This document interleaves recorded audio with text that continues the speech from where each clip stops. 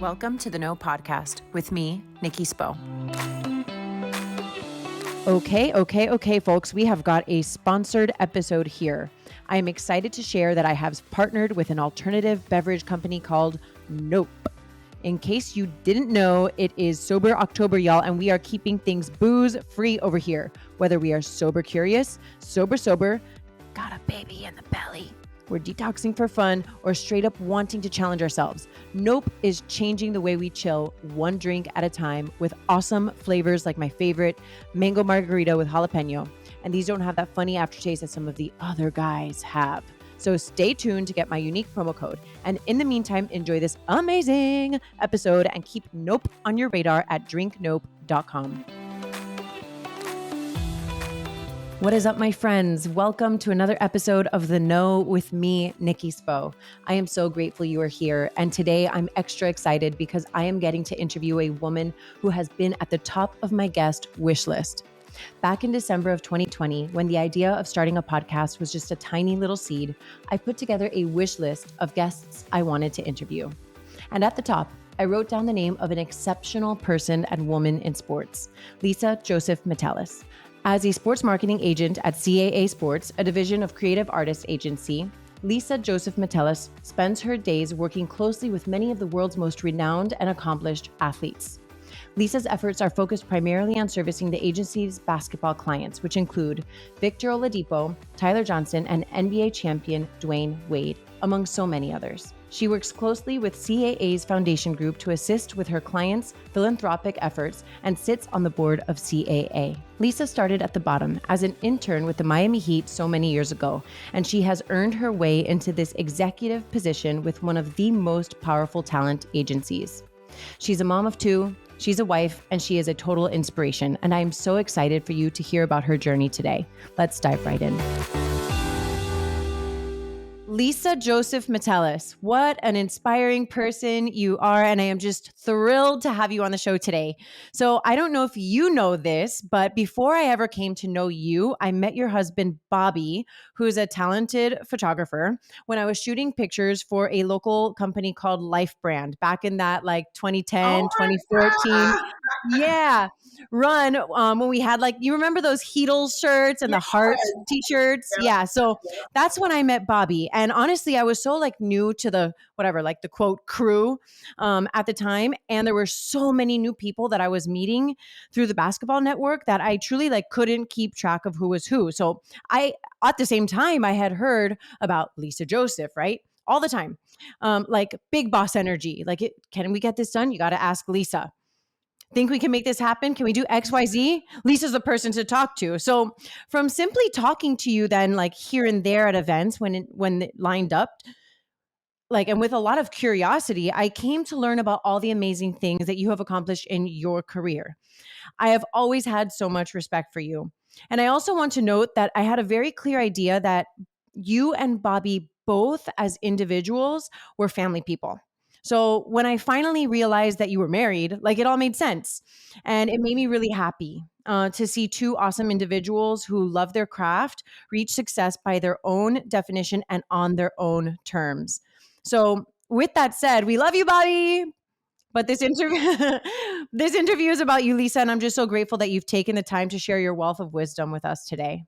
No, thank you. That's such a funny story, and I know you met Bobby early on because you still refer to him as Bobby. Everyone calls him Bob now because when our daughter was born, we called her. Her name is Bobby L, and obviously everyone calls her Bobby. And he lost his name, and it was just well, you're going back to Bob. So whenever I hear somebody refer to him as Bobby, I'm like, oh my god, yeah, he was the original Bobby, but yeah, Bobby L has taken over that name. You are an executive at CAA Sports, and that is, to be clear, the creative artists agency, which represents some of the biggest names in entertainment and sports. Can you walk us through your current role? So by title, executive with CAA Sports, but my role has shifted over the years. I currently serve as the co-head of our basketball marketing and client service group, and what that means really is we have over 100 NBA players that are part of our team, and we also have over 40 people in our basketball department.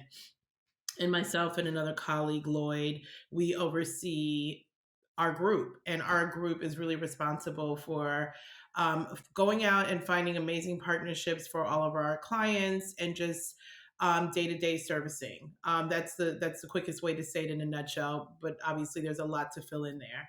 I also am a board member at CAA, and so that really entails me being involved in the day-to-day operations of the entire agency, which is a lot of fun as well. So that's what I do. So wait, like CAA Sports or like CAA, like the entire agency? The entire agency. So Oh my CAA gosh. Sports is part of the bigger creative artist agency. So my day to day role from a work perspective is in sports, but my role as a board member is with the agency as a whole. And yeah, so I recently moved here to LA to be closer to what I call the mothership, which is here in Los Angeles. And it's been a fun ride. I've been here for 11 years, and I thoroughly enjoy it. From the outside, I feel like your role and your position has appeared very blended, because I know you first as like Heat fam, right? Yes, Like that's how I came to definitely. know you. But Yes. we're going to get into all of that in a little bit. But I want to talk about also your other job, the one that's probably 1,000 times harder and most likely thankless on many occasions, while simultaneously being hugely rewarding, and the one you definitely don't get paid for, which is mom. So Yes. tell us a little bit about your family life as well. Yes. So as you mentioned, I'm married to Bobby Metelus, and we have two beautiful kids. Bobby L, who is an 8-year old, fierce and full of energy little girl. And I have a 7-year old boy who's Amari Joseph Metelus. We call him AJ for short. So I got two babies. And as you said, I always call them my most important clients. Like, that's who matters to me every day. And that's what life is about, being a mom. Recently, one of my friends had a baby, and like I never really understood when people would tell me in the beginning, "Oh, welcome to the club," you know? And like I found myself, and I actually used to like roll my eyes about it sometimes. And I found myself texting my friend, and I said, "Welcome to the club." You know, and I remember thinking to myself, "Man, it's like it's the hardest but best club in the world." Like, I really truly used to roll my eyes at these ladies that were like, "Oh my gosh, my kids are my life," you know? And I'm like, "But they really bring me just like now I know." I'm like, They bring me so much joy." I literally wrote in my journal last night. I was like, "Seeing joy within my children lights my life up." Yeah. Truly. It really is. And it's funny because I think we all have those moments where before we become a mom, those of us who choose to go down that path, where we roll our eyes and we are judgmental and say what we will or won't do and have our thoughts and preconceived notions about it. And then you become mom, and then you get it. Like, it just kind of clicks. It makes sense. So yeah, I'm all in, man, on the mom thing. I love it. I feel incredibly blessed to have two amazing kids, and really, they are my greatest motivation. With these two roles in our lives, right? Like our work life and our personal life, and seeing how they overlap, and they're both super important, right? Like we have this family element, but we also have the very important career element that lights us up from the inside too, right? That gives us so much happiness and joy and excitement and inspiration. So your career started before you had kids. I think about all the stages and phases of family life and work life. Each phase of our kids' lives brings on so many different challenges. And it's really the same with work if you think about it. So I definitely want to talk about how you've balanced all of those different stages like simultaneously. But before we get into that, I really want to take a look at the beginning of your career, because from the outside, to those who don't really know your history, it really can look so effortless. Like you already had worked alongside players like Dwayne Wade, and then you continued to push forward in your career, making your way to CAA. And before I started to really become interested in your journey, I had no idea that you started out with Alonzo and Tracy Mourning, which is something my husband told me recently. He's the one who shared it with me. So is that where it all began? Well, it began even before that with your husband. When he was, I started my career really started, and just a quick background. I was born in New York, raised in Miami, went to high school, and went to the U. Shout out to the U, University of Miami. And when I was, growing up, I kind of, you're trying to figure out what you want to do as a career. And I knew that I always loved, communications and PR in some capacity. I had to definitely stay away from math and science. That was not my thing. And I fell in love with the game of basketball, and I remember really back in the late 80s and early 90s watching MJ play, and I just remember that moment where it all connected for me and it clicked, and I'm like, damn, I'm really into this. I have not one athletic bone in my body, but I just knew I was curious about like what could happen there. So I went to University of Miami, and that was my first time really getting a chance to work in sports in the sports information department. And then from there, that led to my internship with the Heat. So I always love to talk about that. I definitely am a Heat lifer. That's where I started. And thankfully, two of the greatest basketball players that played the game in Alonzo and Dwayne played for the Miami Heat. They were faces of the franchise. And I've, feel so incredibly grateful that I had a hand in their career in some aspect off the court. And so, but yeah, I started as an intern with the Miami Heat, and I always look back and laugh and just feels so good when I see Spo and I see Fizz and I see Nick Arison. Like, I was interning when Spo and Fizz were video coordinators walking down the old Miami arena late night. I was an intern when, Nick Arison and Kelly Arison were ball kids. And then, to fast forward, by the way, it still feels very like much like yesterday. And to see us all in our careers now is a tremendous blessing. And I think that really was my start. And through that internship, I developed a really great relationship with Alonzo Mourning, and was really instrumental and involved in really just helping him carry out his vision to do good in the community. And that came through a number of ways. If anyone's watching an old school Miami Heat, you remember the Zoe Summer Groove back in the day. We created this amazing event, 3-day event, to raise money for South Florida charities. And my role with Alonzo and Tracy was just to really help build their community initiatives. So that was whether it's through Zoe Summer Groove and the philanthropy we did through that, or whether it's building the Overtown Youth Center that's, still standing today. So that's really where I got my start. And how did you transition then from working directly with Zoe into moving into a position with Dwayne? So I worked with Alonzo for 13 years. And during Wow. that process, I met Henry Thomas. I actually met Henry Thomas when I was an intern for the Miami Heat. At the time, he was Tim Hardaway's agent. And he just was always so kind and so thoughtful. And we had some interaction as an intern. Again, he's like a major agent. And I just remember, connecting with him even early in my career. Fast forward to he becomes Dwayne Wade's agent at the beginning of Dwayne's career. He's based in Chicago. His office is based in Chicago. And he reached out and basically was like, look, I need help in Miami. I have this young rookie who I feel like is going to be a star, and I need somebody on the grounds really making sure he's taken care of. So there was like no defined role at first, right? It was just like, I just want to make sure like someone has their eyes and ears on Dwayne and can be of support. Almost And like that's Henry's second, like you're like his second, right, exactly. right? Like his right Exactly. hand, like you're helping to facilitate things, like make Yes. sure he's good. Yeah. Yeah. And just like Dwayne was young, he was married at the time, had Zaire. I think Zaire might have been about 2 years old. And Henry just really wanted somebody, since he couldn't be there all the time, to help Dwayne navigate through this NBA life. And I was in Miami He knew my experience with Alonzo being in Miami, and he thought, you know what, I need someone, and I would love for it to be you. So, Dwayne hates when I tell this story because I'm like, I didn't know who Dwayne Wade was when Henry called me about him. Sorry, I missed the Marquette, championship run.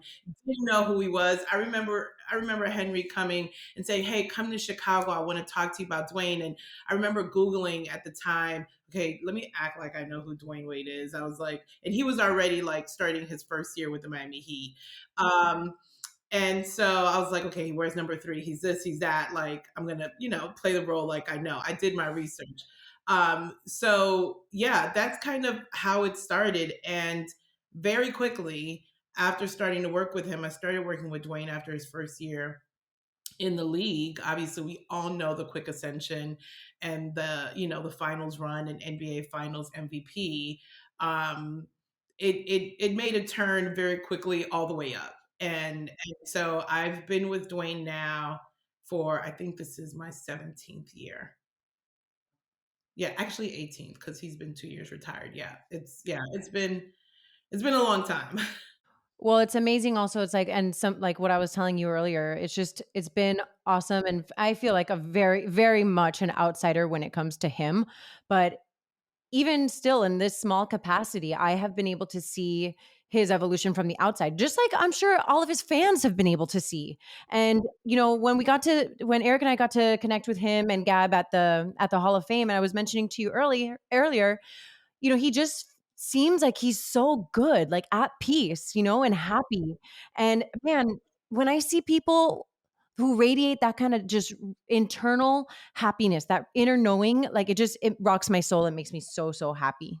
Yeah, yeah, he is. And again, we were talking about this the other day, and by the way, watching somebody's evolution on the outside, I watch it from the inside and I'm still amazed. We were talking about this just this past weekend, and as we were talking about it, I was in tears because I remember who he was at 22 and at 23. I know all of the drama. I know all of the journey. I was there. I lived it firsthand. I feel like I lived 2 lives, and to see him at a place where he is at peace and he's so incredibly blessed, and he knows it, and grateful for it. And for me, I just think it's always cool to see that in someone. I think it's just always cool to witness somebody's evolution and journey and know that you played a small part in it. You know what I mean? And so that, to me, I feel completely honored and grateful. And I don't take that for granted even 17, 18 years later.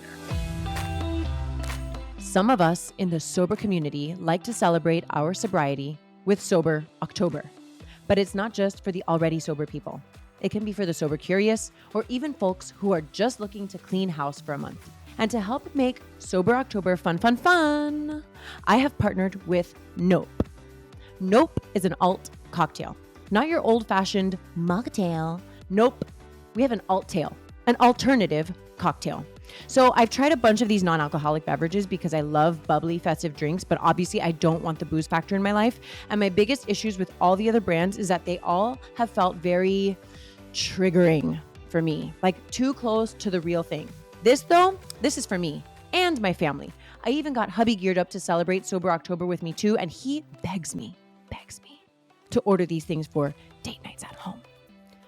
Nope, alternative bevies give me that craft drink vibe with fun, complex, and layered ingredients for flavors like strawberry basil smash, rosemary vanilla lemonade, raspberry lime ginger beer, and my personal favorite because your girl likes it hot, the quite spicy mango margarita with jalapeno. You know what my favorite thing about sobriety is? The lack of embarrassment and regret. Like, do I want to drunk text my ex? Nope. Do I want to wake up with a misspelled face tattoo? Nope. Do I want to make a drunken social media mistake? Nope. And does this drink have booze in it? Hard nope. When you don't want to drink ever, for the night, for Sober October, or you're having a maternity moment, the only explanation you need to give someone pushing a drink on you is nope. Plus, we got a woman-run company here, folks, and you know I love to support the ladies. So head on over to drinknope.com and enter my unique code, the Nope, for 10% off your first purchase. That's the Nope, THEKNOWPE, the Nope, for 10% off your first order. And stock up, boo boo, because these drinks are going to go down fast. No funny business, no fuss, no regrets. drinknope.com. I have a question about Henry Thomas. So was Henry Thomas with CAA? When I met Henry, he actually had Thomas Sports Management. He had his own sports agency, and then he partnered with a bigger company in Chicago called CSMG Sports. And that's when he and I started working closely together, and we ended up merging with CAA. I think, Understood. yeah. Because I'm thinking like, well, then how did you make the hop over, right? And Yeah, that's it's how all I connected. Yeah, we made the hop over. I started working with Henry while he was at CSMG, and CAA Sports wanted to continue to expand their basketball landscape. And again, Henry was well sought after from various agencies that wanted to partner with him. And we went through the process together, he and I, to figure out what would be the best fit and who can bring the best resources to our clients. And we felt good with CA, and that's how we all ended up at CA and bought all of our clients with us. So, okay. And at what point in this whole journey, right? This is your professional journey. At what point in this did you and Bobby start to grow your family? And what was that like for you guys? So I met Bobby when I was 33, and I definitely was at that place in life where we all have might have been at this moment where when is it ever going to happen? I had been working in sports. At this point, at 33, like my career has a stride. I was already well in with Dwayne. I was still working with Alonzo. I was just like doing it. And for a long time throughout my 20s, I wasn't so concerned with like my love life, right? I was just like, it'll happen when it's supposed to happen. And then at 30, hmm, okay, it hasn't happened yet in any real form, but not going to panic. By 31, 32, I started panicking. I started panicking in a way where it's like, as women, you know that biological clock is ticking, and where it was never a priority for me, you know, it became like, okay, well, when is it going to happen? Like, I'm not stressing it, but when is it? And Bobby came in my life at a time where I just had to be open because, again, I had my thoughts and what I wanted. I thought I knew what I wanted. I thought I knew what I needed, and you filter people out just because they don't check all of the boxes. And I remember praying, around that time, and I'm like, okay, God, I'm gonna open. I need to be open, and the next person that you bring into my life, I'm gonna know that that is the person for me. And I knew Bobby was the one for me, like very very early on. That's a whole nother podcast because our stories insane. But it was we dated for 3 years, and then we got married, and I think a year later we started our family. And it was good time because I was at a point in my career where I wasn't insecure, and I wasn't concerned about how having a family was going to affect it. I felt really grateful for that. And part of it was because I had my family a little bit later. Doesn't mean I didn't deal with obstacles and challenges and everything, but it was at a time where I felt comfortable. And I know as women, we all deal with that. I talk to young women all the time who are like, okay, tell me how it works. I want to start my family, or I want to get married, but you don't want your career to be derailed. And my biggest advice is like, honestly, your family's everything. Like your career will be there. And if this is the right moment for you, then this is the moment, and that's what you should focus on. I hear so many stories about people who are like, well, he's got to have this and he's got to do that and he's got to be like this, right? And there's so many boxes to check. And I'm like, I listened to it. And I'm like, oh my gosh. So there's so many guys we're turning away here, people, whatever. Not, like Yeah. there's so many people we're like turning them away because they don't fit into the standard we think we want, right? Yeah. When ultimately, like the right person always finds their way to you. Absolutely. And I think the beauty of the journey, and as you've been married for some time, and I have as well, just going back and when we talk about watching someone's evolution, I think the beauty of marriage and being in a relationship with somebody is watching that person's evolution. Like if you come to me already prepackaged, like is there for us to like look forward to? Not just evolution with us as a couple, but seeing the growth. Like I constantly celebrate Bob's growth in life, just as a man. And I think that part of it is, I always say it's just really about the willingness. Is this person open? Are they willing to grow? Are they willing to change? And are you willing to do it together? So when it comes to the kids, you add kids to the mix now. Like we now we introduced Bobby, right? To your whatever, your bosses, D and Alonzo. Like now you have kids, right? How do you balance that? Like hold on. What does balance even mean? Balance means to me, balance is a tricky word, but and I remember writing this blog that I still have, that's a little bit on pause right now, but when I started it, it was called One Balance Check. This was before I had like, kids, and I turned it into One Balance Mama. And it was always kind of tongue in cheek because I'm like, there's no world where you can fully be balanced, right? Like you're not like this every single day at every moment. Like you're up, you're down. There might be that weird moment where it all kind of just makes sense and it's all aligned. But for the most part, we're like this. And I think the first part is accepting that that's okay. You know what I mean? I had to get to a place where, which is why I feel like it was great that I did have my kids a little later in life. I think I had Bobby when I was 37 and AJ when I was 38, because you get to also a point where I'm confident in who I am, number one. I'm secure in my work because I've done it. I've done the work for the last 10, 12 years. And then you also just get to a moment where you don't give up.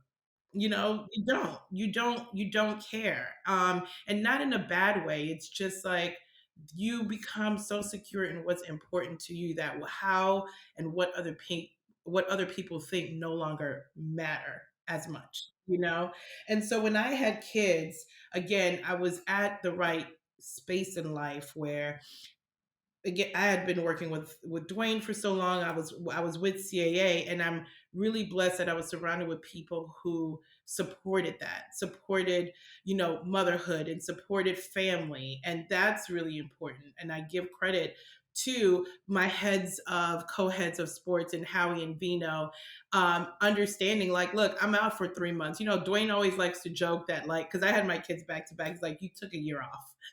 Like, I did, in a way. I had like, some time off, but I took my 3 months maternity leave. I remember when I was pregnant with Bobby, I had a conversation with a woman who I work with, who I really view as a mentor. And I remember going in, like, I want to slap myself just thinking about my mentality at that moment. It's like, all I need is 6 weeks. Like, all I need is 6 weeks. I'm going to be good. I'm going to be fine. I'm going to be available.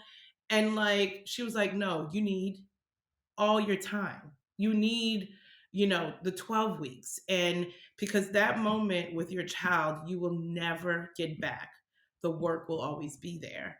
And so I took my time with my kids and I stepped away from work. And again, people were supportive of that. And I'm so incredibly grateful for that because I was able to do that. Not everyone is.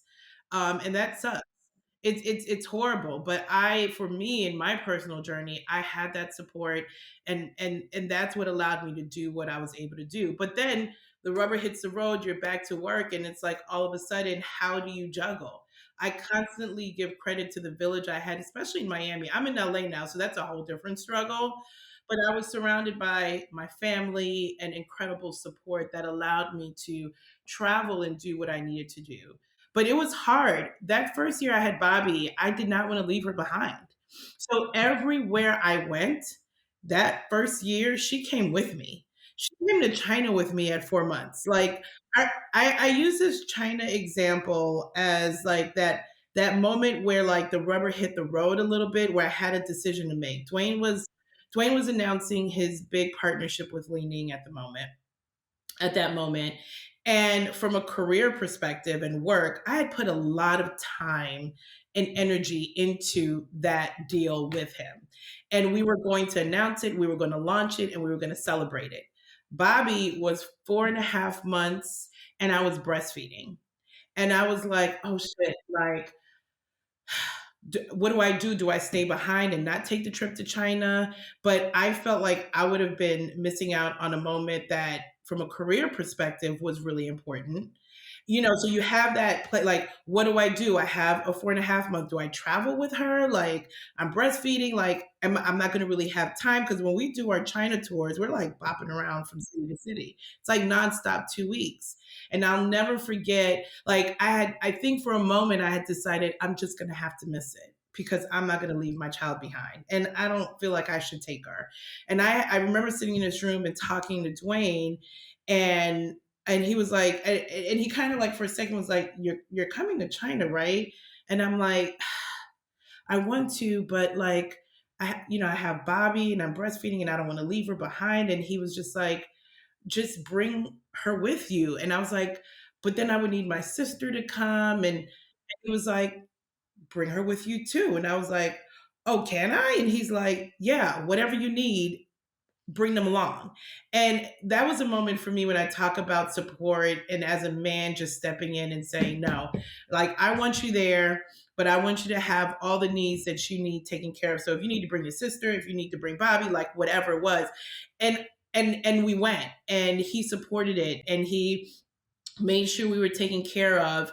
And I felt so incredibly blessed to be able to be on that trip for 2 weeks in China, and not miss the moment that I felt like I deserved to be a part of, but then also be able to have my child with me and still breastfeed and still be there in the morning with her and at night and have my sister.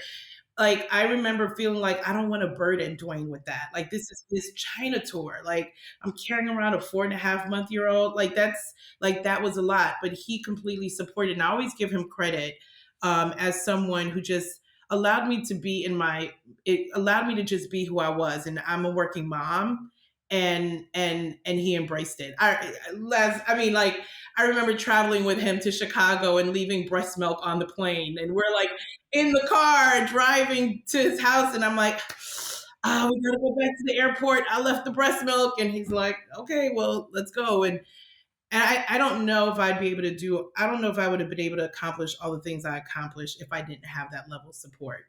Yeah, and I think it touches on a much larger picture here, right? Is that in order to really move the needle with any type of equality, um, we need the other to be on board, right? Like, so when it comes to like women's rights and women's equality, we need men to step up and do the right thing, right?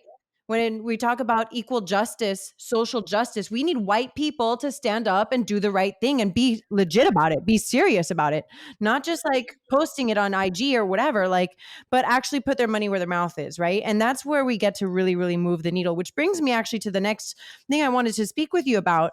I had the privilege of sitting in on a CAA town hall after the murder of George Floyd. And obviously, this was a horrific event, along with the countless other incidents of Black people or people of color being wrongfully killed. But I say privilege because I got to sit in on, listen to, and witness great minds like yourself speak, educate, and plan. So, what initiatives are you currently spearheading or working on? Oh my God. First of all, the work never stops. So I think we all, witnessed what happened. We call it the summer, the civil rights summer of 2020. And there's a lot of work that we initiated during that time that we're still working on. One that, I personally am involved with. I just had a call about the other day is the Social Change Fund, and that was a moment where we put, again, Dwayne, Chris Paul, Carmelo Anthony, and a number of other athletes came together and said, "Hey, what do we need to do to make change for good?" And we launched the Social Change Fund. It's still very much active. We actually just released our impact report. We've raised a ton of money. We have 5 different pillars that we are attacking, whether it's civic engagement to education inequities and health reform.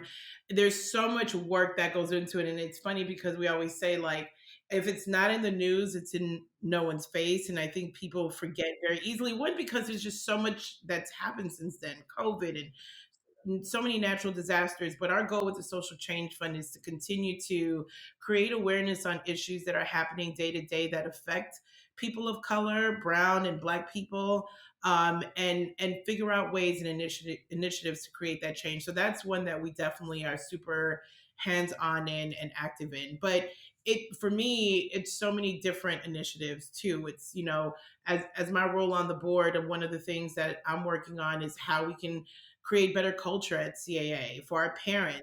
And we're all kind of going through this, like, working from home, and how do we create policy and make it where we just are better human beings across the board? How do we bring our best selves to work? So anything from the social justice front to even our work life and our mental wellness in that space are things that I'm passionate about and I'm working on. So, in the big picture, who have been some of your biggest mentors? I mean, I've had a lot of different mentors. Both men and women. I can, a few. I would say one of my first mentors coming into the space was a woman named Carmen Green. We've known each other for 23 years, and she's been a great friend, a great advocate, a black woman who started actually with the Miami Heat. Fun fact: she used to. Andy Ellisberg was her intern. No way. Yes. Yes. And I always like to say that because, like, Andy obviously is a big boss now, but Andy was her intern, and she was one of the first few black women in sports at the time that was really making noise and just blazing the trail. And she's someone that I'm really, really grateful to call my friend, and we do a lot of work together.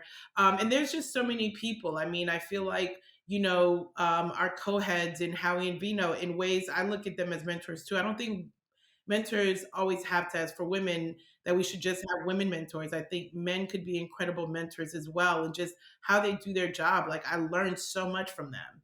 And it's incredible just to be surrounded by a number of mentors in my space that it's just like I'm pulling from them, a little bit of everything. And that's really allowing me to shape who I am. You are so lucky, Lisa, I to have am. I that am people. extremely lucky. I'm extremely blessed. But you know what? It goes both ways. Like it takes someone like you, right, to allow yourself to be mentored.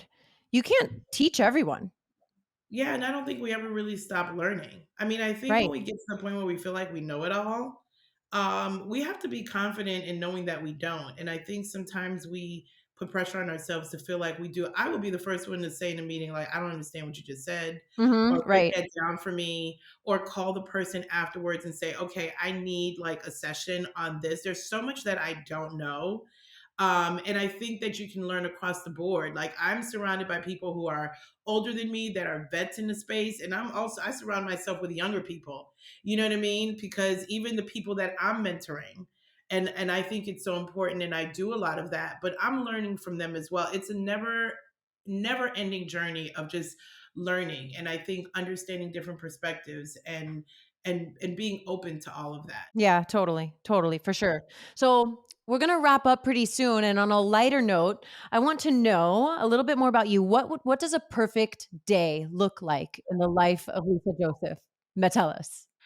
Perfect day would be somebody would come and cook me breakfast and dinner and all. A perfect day would be waking up, on an island somewhere. Honestly, a perfect day for me, and I feel like I've come close to that. It's just like when everything clicks, right? Just, you know, it's those days where you do kind of feel like it all balances out, and I think that those come very rare. But those mornings that you wake up and your kids are behaving, they're not fighting. It's all love, right? You get up, you make a great breakfast. Their bento boxes are full and they're happy with their food and they actually eat their meals, and you send them off to school and you feel productive at work. I think I get really energized when I have a fully productive day at work. And I feel like I'm also very much a person that likes to write stuff down in a to-do Yeah, list. And I get so and much check them off. satisfaction. Listen, cross that sucker off. And by the way, if there's something that I did that day that wasn't on the to-do list, I'm going to write it in and then cross it off, because I do I'm the that same person. thing. I do the same thing. I need to know I accomplished something, damn it. And so for me, that's, and then you feel good. And, a perfect day for me is being able to be creative and come up with a new idea and then be able to like end the day with my family and not, make dinner and your kids actually eat and it tastes good and nothing got burnt. And, that really is a perfect day, like ending the night with my kids in bed, with my husband, us watching a movie. We play Uno a lot.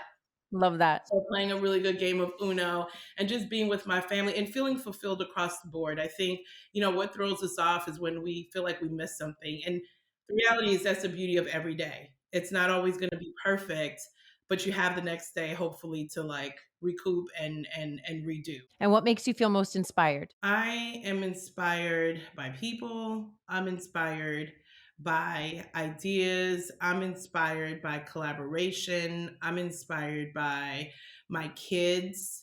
Oh, love that. I'm inspired by family. Yeah. I'm inspired by watching other people thrive.